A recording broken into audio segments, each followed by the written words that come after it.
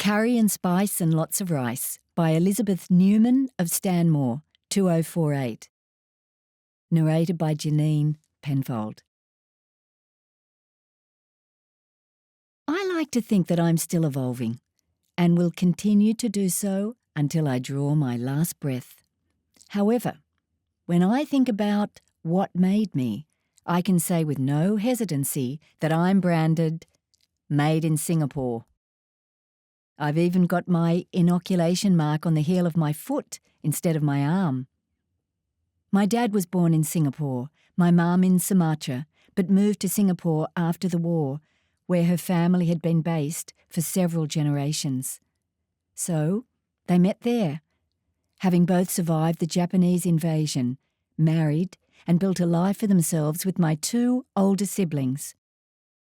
Post-war life was celebrated, and I was born into a harmonious family, surrounded by grandparents, uncles, aunts, and cousins. But political shifts brought change, and so my parents, of Eurasian heritage, decided that Australia would be a better place to raise a family, and followed my dad's older brother to Perth.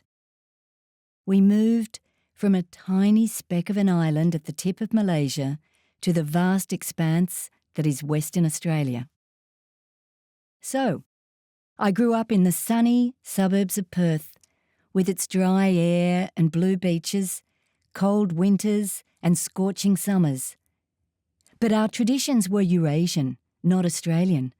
In quick succession, many of our relatives migrated too, so that I still grew up among family, a small island of Singaporeans living our way in this big new country. Family gatherings always included aromatic curries and spicy sambals, inhaled along with gossip and reminiscences of Singapore. But as I advanced into my teens, beaches and barbecues and the beauty of this wide brown land began to dominate my senses. One pivotal experience that enabled me to appreciate this continent up close and personal was when our intrepid teachers took about 30 of us, senior students, on a northwest safari from Perth up to Port Hedland.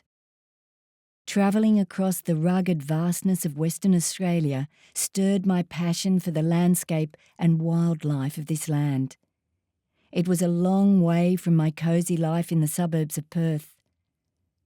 Lying under the massive, starry heavens with just a tarp and sleeping mat beneath me was a humbling and awe-inspiring jolt that has stayed with me to this day.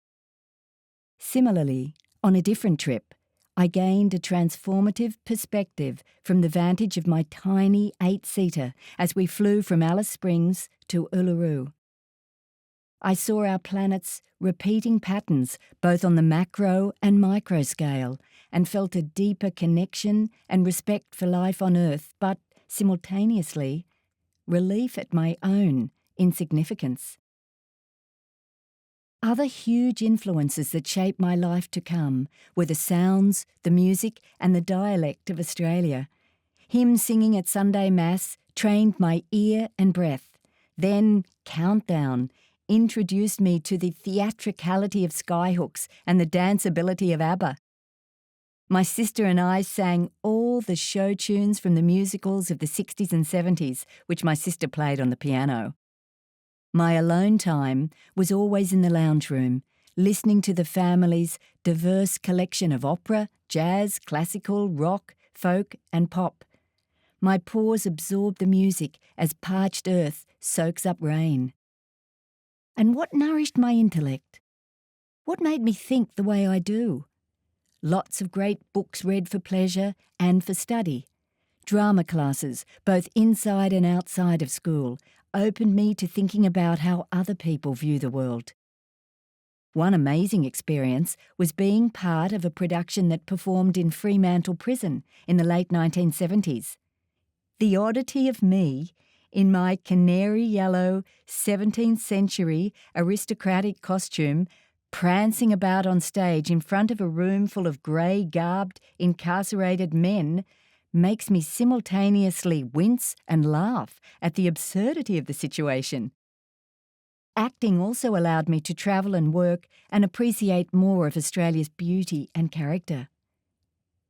And how were my values formed? I remember the lively discussions, especially about politics, both in Australia and back home in Singapore, as well as my family's memories of war. Their stories of Singapore life being completely upended on the 15th of February 1942 struck deep. I learned about resilience from the survival stories shared by my father and his brothers of life as POWs on the Thai-Burma Railway. I learned about patience and resourcefulness from my mother's stories of living under Japanese house arrest for 3 years on a Sumatran rubber plantation. But what I learned most of all is that you can't hold a race of people responsible for what their government did. My parents held no animosity towards Japanese people. My godfather was half Japanese, half Dutch. Through their stories, I learnt that peace can be disrupted when you least expect it, that provisions should be stored just in case, and that faith will keep your spirit steady through terrible times. Leaving the family nest was the other event that really made me, as I chose to follow a career that necessitated living in Sydney. The move was disruptive and difficult and very exciting. Sydney was the big smoke compared to sleepy old Perth, and I fed off the energy and buzz like nectar to a bee. I certainly missed the comfort and security of family, but it forced me to develop new friendships, to be self-reliant and resilient, to understand what feeds my spirit. I also learned to accept change as an important part of growth. So, at the age of 40, my children then at school, I returned to university and retrained as a teacher.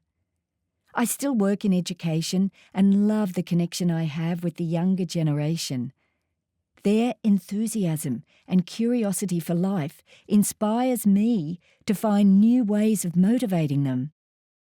Our interactions shape my ever-expanding view of the world. They influence me, just as I influence them. So, although I was made in Singapore, my upgrades are all Australian. The end.